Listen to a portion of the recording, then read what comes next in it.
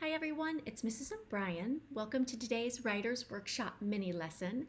And today we're going to start writing acrostic poems. So take a look at that. What do you think an acrostic poem is? You might be familiar with it. You might have already written one. Let's see. An acrostic poem has the topic word running down the left side of the page. So the word that you're writing about, the word that you're making your poem on and describing is your topic word, and that is what's running along the left side of the page. And notice how you spell the word out, one letter comes underneath the other letter. All right, let's see what else is going on. In an acrostic poem, the title is the same as the topic word. So if your poem is about a dog, that's your topic word, your title is also going to be dog. And let's see the last thing. In an acrostic poem, you create a thought for each of the letters in that topic word. And here's one thing they haven't said right up here, and that is that your word or your series of words starts with this letter that's right here. So let's see this example. Okay, so we know that our poem is going to be about a dog. And let's see how they write that poem here. Dog, dedicated best friend, official mailman greeter, growls at the boogeyman. So notice how this word dedicated starts with the letter D. And they didn't rewrite the letter D. They just started D here and then spelled out dedicated. So you're going to see lots of different ways to write acrostic poems. I want to give you two more examples of acrostic poems before I send you off to write your own. What's this one about? Cats.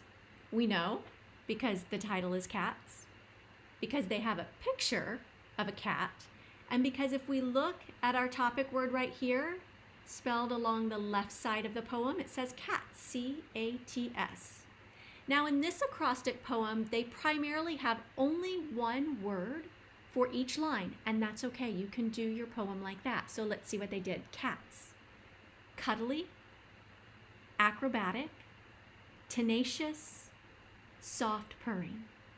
See how all of these different words describe a cat? So they're not just random words that have nothing to do with cat. Each one of these words is describing our topic. All right, let's take a look at an acrostic poem where they used more than one word in each line. And this poem is entitled Spring. And we have spring written around here. Notice that it's written in a different color. That makes it easy for me to see my letters. Spring. So many flowers are blooming.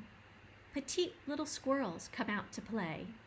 Really big bears awake from their slumber. Imaginative children enjoy a walk with their friends. No tree is left standing without any leaves. So, go ahead, jump for joy because spring is here. So in this acrostic poem, they told a little bit of a story with the poem. Now, each line still started with that letter, S-P-R-I-N-G. But instead of just one word, they had almost an entire sentence or thought per line, and that turned into an entire story. So today, as we're beginning our acrostic poems, the subject is anything you want it to be. The word that you choose, your topic word, anything you want. It could be your name. It could be spring. It could be your favorite activity like basketball or soccer, anything you want to write about. And it's your choice of whether you write thoughts that turn into a little bit of a story, or whether you use just one word to describe that subject. And your poem can rhyme, but it doesn't have to. It can have a certain number of syllables, but it doesn't have to. It's just really up to you and how you want to do it. So there's a few options on what kind of paper you write your story on. Now I'll have this planner for you. And I'm not going to make the planning a requirement this time. You can if you want. But you can use this as a planner if you would like to do your first draft and then your final draft, or you can write your final poem on this paper. I'm going to show you just, a few more examples. We saw in the poems, one person had a picture to go with their poem. I think that's fun. Let's just see some different examples. So here is, on this one, my poem is going to be about flower. How do I know? Here's the title, and here's the word flower. And I just had some pretty flower paper at home that I made a copy of, and I thought, let me write my poem on this pretty paper. That's an option for you. I really like using different colors, so I use different colors. Let's see another thing. Another way you might do it.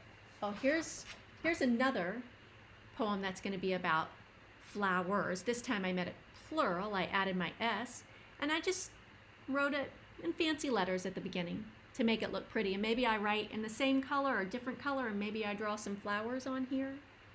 And then let's look at one more. Oh, and this poem is going to be about love.